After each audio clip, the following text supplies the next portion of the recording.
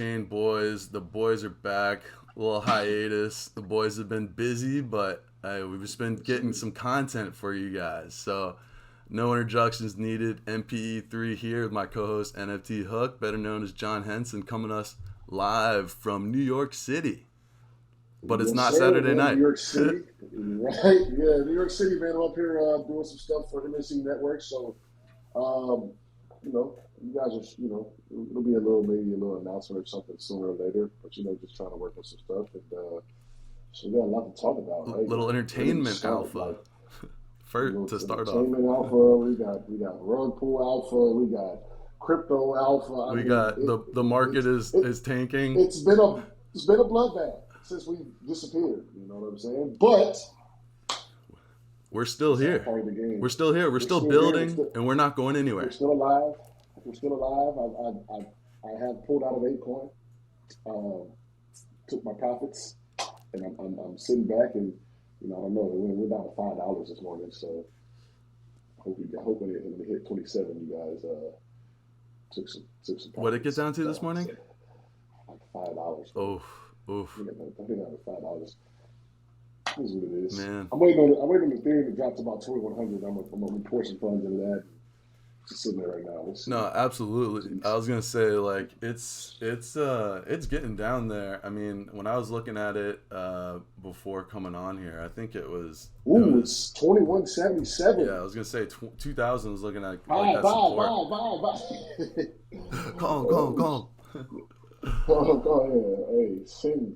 Buy.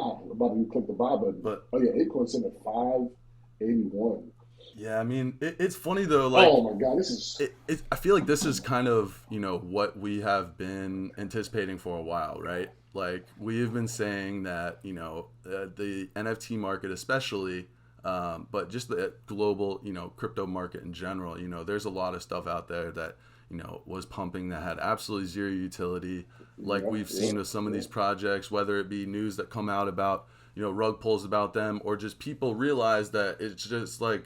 It was just a meme and it was just a pump and like they're just in it for the trade. Like there's a lot of people that were in this market just to make some money, but the teams that are legit builders, I think that's where we're going to see these profits, or that's where we're going to see this liquidity, let's say, go into. Is this the reckoning we talk about where the shit coins are gonna essentially die out and the cream will rise? Is this the reckoning, or we still got time? In terms of like alts, especially in the bear markets, like what we've seen for past bear markets, right, is like the alts will basically die, like all but like die, like except for the top 10. I mean, we saw Luna was a top 10 asset class. Top 10 asset in terms of it was a $40 billion value market cap, and basically got wiped out. Died. Yeah, exactly. So I mean, it's crazy. So basically, I think that there's still going to be some more blood to be seen. But I think I think ApeCoin is going to be fine in the long run. I think, I believe in Yuga Labs and what Amamoka Brands is building, in Horizon that's, developing the tokenomics behind it. I think that's going to be sound. I think that will be a fun game. All the kind of nuggets and stuff they're putting out about it looks really cool. It looks pretty interactive, and it looks like it's going to be, a fun time. But then again, it all comes down to execution. But I guess I really want to talk about Azuki.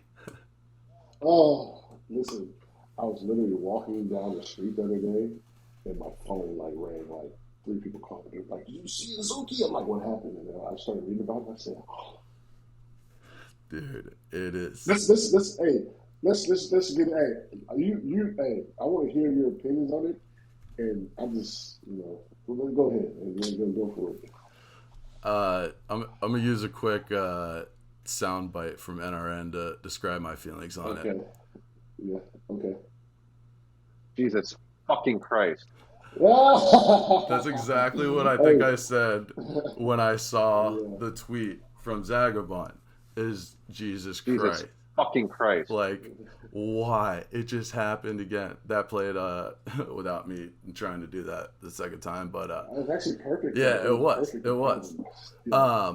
But anyway, it is insane, bro. Like, I did not see this coming. First of all, I don't think anybody did because I had heard nothing but great things about the Azuki teams, all their connections, the way they did their growth, how they're so organic, and it was all this stuff. But when you read that Medium article, first of all, let's dissect why he said it. Right, like someone definitely had dirt on him. Why? In my perspective, it was because some sort of VC fund, maybe it's A16Z, maybe it's Andreessen Horowitz, maybe it's one of these big firms wanted to put money into them, as an equity investment, and Yeah. the cobwebs come out. They can do research and figure out stuff that nobody else can. So I think this was something that would have come out and he was just trying to get in front of it. But the fact that he completely just rugged these three previous projects and essentially made millions off of these projects And, and used that funding to start Azuki. So it's like, and also, if I didn't read, I read a little bit, but I thought I was reading something about how, like, yeah, he essentially got doxxed and had to get ahead of it. You know what I'm saying?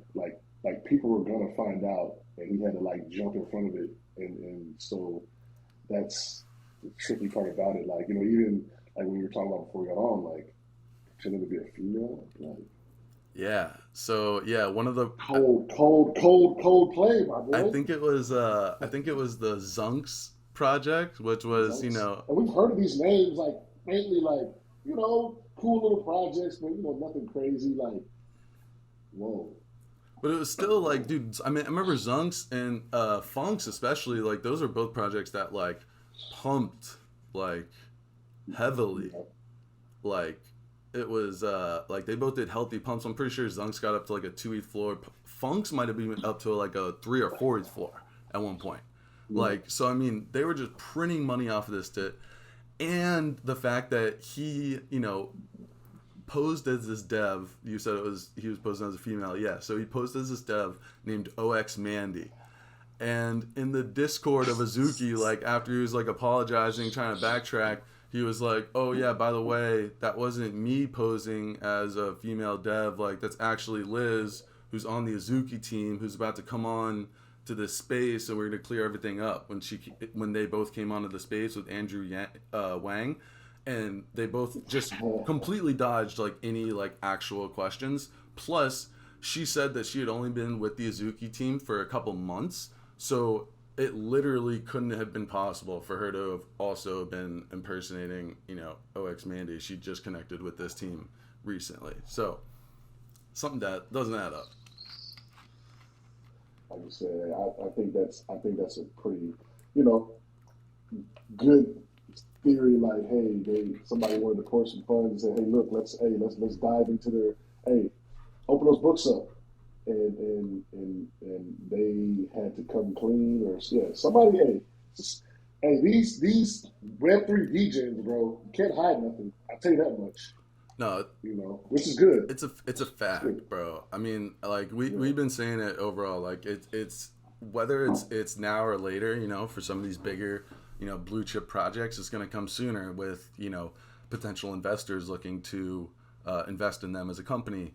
But with some of these other smaller projects, let's say like maybe that delving into the books is going to come from the government.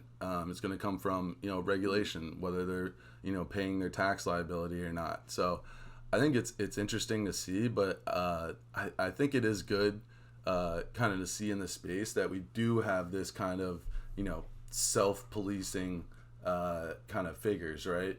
That are kind of just Yeah. looking out for just the One community of in my general. live news update. One of my boys has said, for those with money in Coinbase, get out. What's going on? What's going on with Coinbase? Coinbase, like as an You know? equity or Did Coinbase like? Are they saying they got like hacked again or something? I don't know. I just I'm living in this Texas way. We'll pause on that. We'll see what he says. But yeah, the Azuki, you know, it hurts me because it hurts the credibility of NFTs, hurts the credibility of the Web three, and it hurts the credibility of everything that even we do. You know what I'm saying? So I hate that for the space because the Azuki was one of the wasn't the top tier like blue chip, but it was one of those solid ass projects that people really got into. I mean, I know NBA guys with Azuki profile pics, PFPs, and so and I checked their pages today, and they're still up. So I was gonna say really what I'm just trying to pull up the floor right now. What's the floor at? more. It was 8 last time I looked. Yeah, I would say last night it was like 10 or so. Let's see here. A floor on the Azuki is. We need a drum roll. You got the drum Oh, I roll button or do. I what? do. Here we go. Here we go.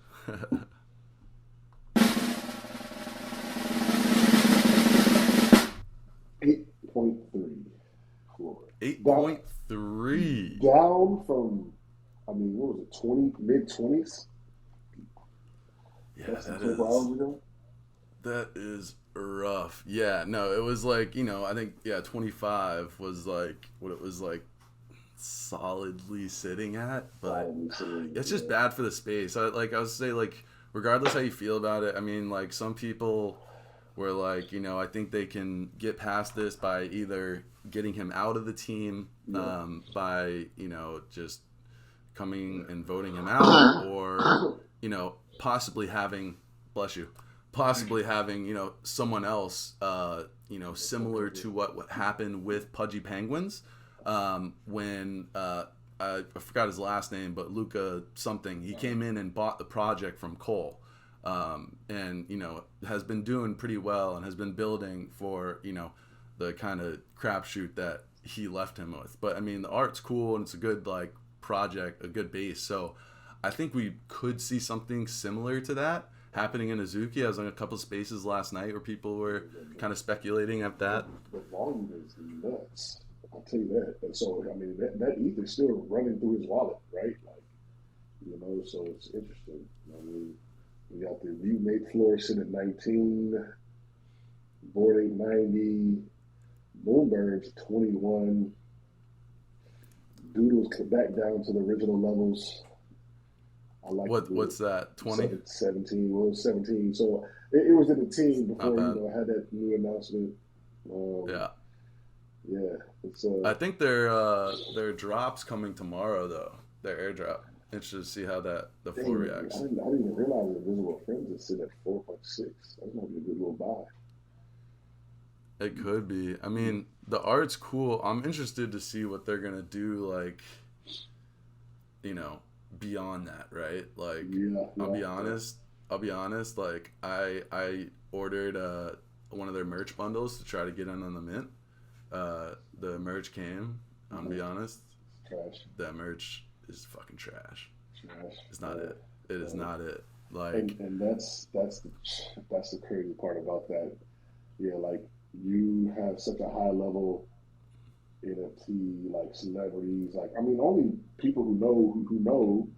If you know, people got the bits. So like, why just not a trash merch bundle? Like, it's like it's just a cash. Yeah, it's just a way to get some cash yeah, out. yeah, It's sure. like let's get the bottom line going. But sure. it's all right. Like, We get it. I'm We get looking. it.